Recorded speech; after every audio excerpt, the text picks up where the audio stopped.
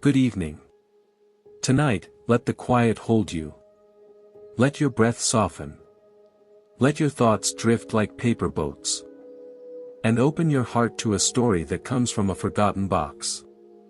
One filled with words never spoken, but never truly lost. This is the story of Unsent Letters. There was once a man named Elias, who lived in a town where nothing much changed. He ran a bookshop on a narrow cobbled street. The kind of place where time slowed down, and even the clocks forgot to tick. Elias lived alone, in quiet comfort. He liked silence, tea, and the steady companionship of stories that had already been written. But one rainy afternoon, while dusting the attic above the shop, he found something unexpected. A wooden box.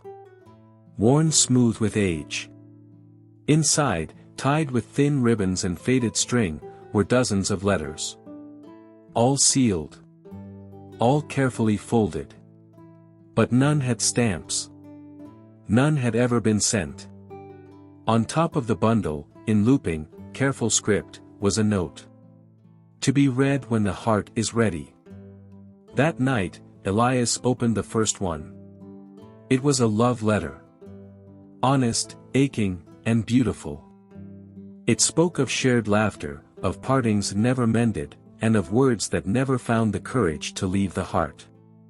It ended simply. I wish I had sent this. Maybe in another lifetime. Elias stared at the letter long after the ink had stopped moving on the page.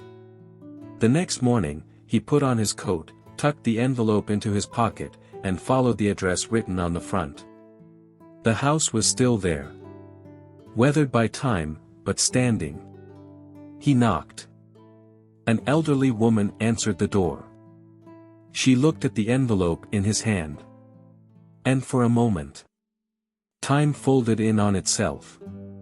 She didn't say a word. She didn't need to. She pressed the letter to her chest. And closed the door. Very gently. That night, Elias opened another letter. Then another, the night after that. Each evening, he would sit in his small kitchen with a candle burning low, open an envelope, and read. Then he would walk through the quiet town and deliver the words. Words that had been waiting. For years. To be heard.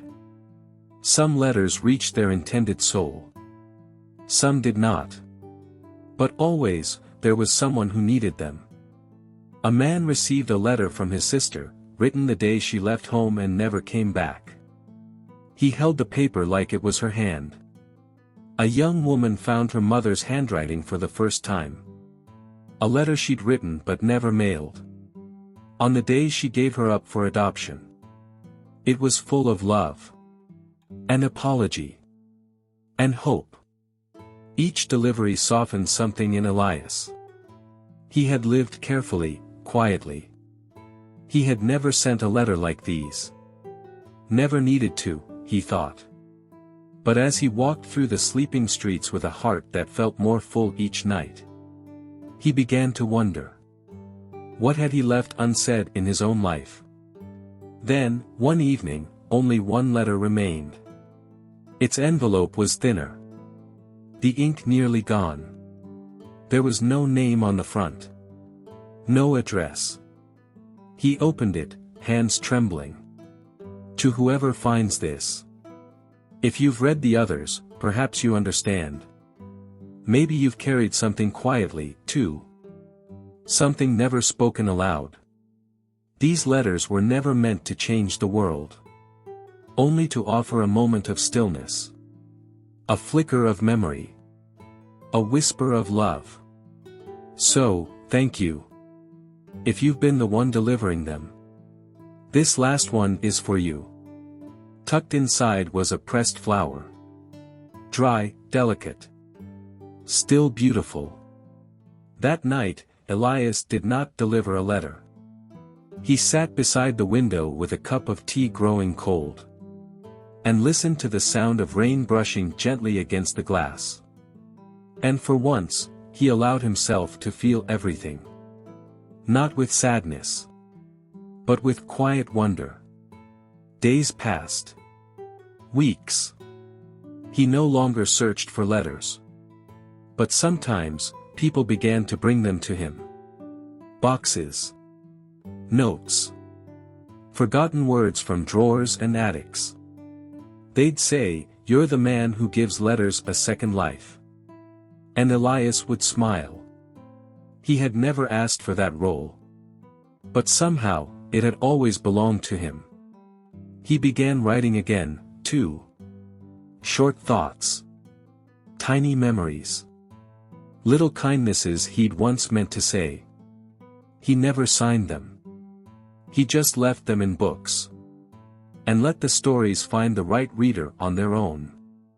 Because some letters are never really lost. Just waiting. For the right hands. The right night.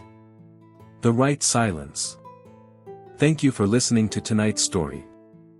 May it remind you that some words don't need to be loud to be heard. And that even the quietest hearts have something worth sharing.